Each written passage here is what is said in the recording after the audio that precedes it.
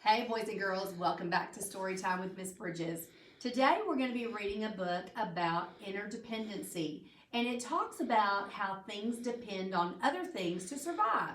For example, when you are born, you depend on your mom and dad to take care of you.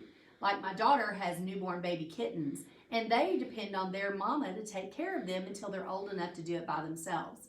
Today we're going to be reading a nonfiction selection, which is also expository text, and it's all about bees and how we depend on bees and what they do to make their honey. Okay? The title of this story is Bees, and the author and illustrator is Melvin and Gilda Berger. You're going to be doing something a little bit different this week. Every time I read a selection, you're going to write 2 sentences. The sentences you're going to write about this are who is the author and what is the title. So for example, you could say the title of the selection is, or the title of the story is Bees. The authors are Melvin and Gilda Berger. Remember to use your best handwriting, and then video your teacher so that she can hear you reading and telling her what your sentences say. Okay? So let's read about bees. This is a little short book because it's a good little information book. Bees buzz around.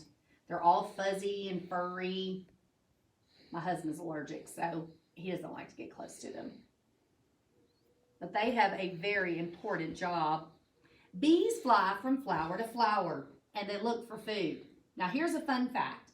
Bees find food in flowers, just like butterflies do. We've talked about the butterflies, how they land on the flowers to get their food.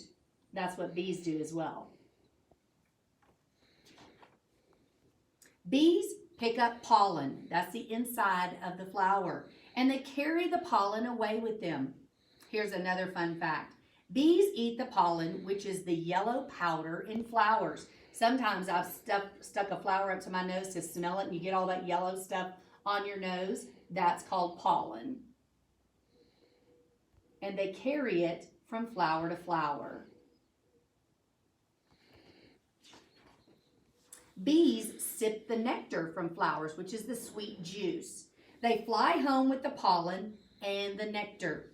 Here's another fun fact. Nectar is a sweet juice hidden inside the flowers. Look how deep he's digging down there to get the best juice.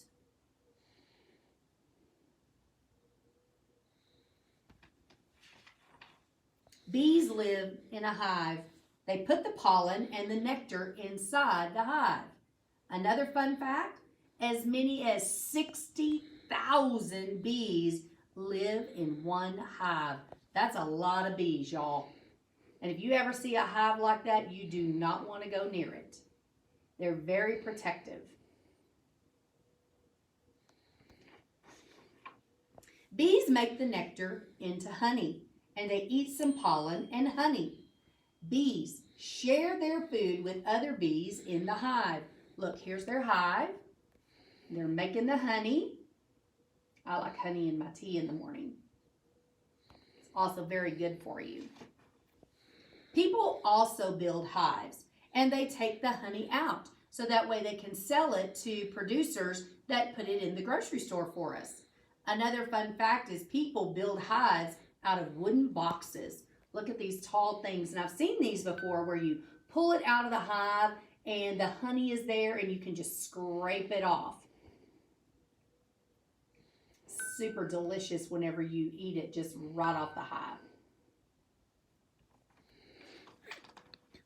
Honey is yummy. Looky there, he's putting it on his sandwich. You can put it on pancakes. You can, like I said, I put it in my tea in the morning instead of using sugar because it's all natural. And so I like the honey instead. So we know that bees depend on what? You got it. They depend on the flowers so that they can get the pollen and the nectar and take it back to the hive. I want to show you a picture from a while ago where the guy they're all covered up because bees will sting you, okay? And so they have protective gear on to make sure that they are safe and don't get stung. So you want to make sure that if you ever come across a beehive, do not go near it. Make sure you tell a grown-up, Okay? Now don't forget, you're going to be writing 2 sentences, or you can combine it all into one. Just make sure it makes sense. And tell me what the title of the book is and who are the authors. Be sure to have Mom video it and read it and send it to your teacher. We're counting on you for some great sentences, okay? I'll see you next time. Love you guys. Bye.